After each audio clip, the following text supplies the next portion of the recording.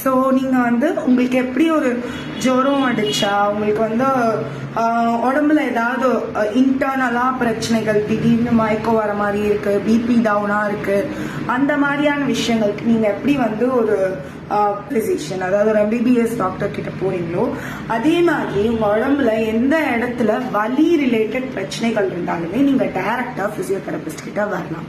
இந்த 4.5 வருஷ படிப்போட முதல் வருஷத்துல பாத்தீங்கன்னா நாங்க அனாட்டமி, அதாவது ஒரு உடல் எப்படி இயங்குது, உடல்ல என்னென்ன பார்ட்ஸ் இருக்கு அப்படின்னு நாங்க படிப்போம். ஓகே, அதாவது நம்ம சின்ன வயசுல படிச்ச மாதிரி கண்ணு, காது, மூக்கு அப்படியெல்லாம் இல்லை.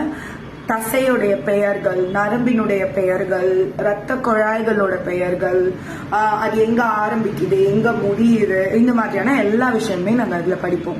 ரெண்டாவது பிசியாலஜி. பிசியாலஜினா ஒரு உடல் எப்படி இயங்குது அப்படிங்கிறது. அதாவது இப்ப நீங்க ஒரு மூளை எப்படி இயங்குது, உங்களோட உணவு சம்பந்தப்பட்ட. முதல் வருஷத்துல இது கூட சேர்த்து சோசியாலஜி, சைக்காலஜி, அதுக்கப்புறமா பேசிக் பிசிக்ஸ், அந்த மாதிரி basic subjects. I think basic English சில இடத்துல இருக்கும் அப்படின்னு நினைக்கிறேன்.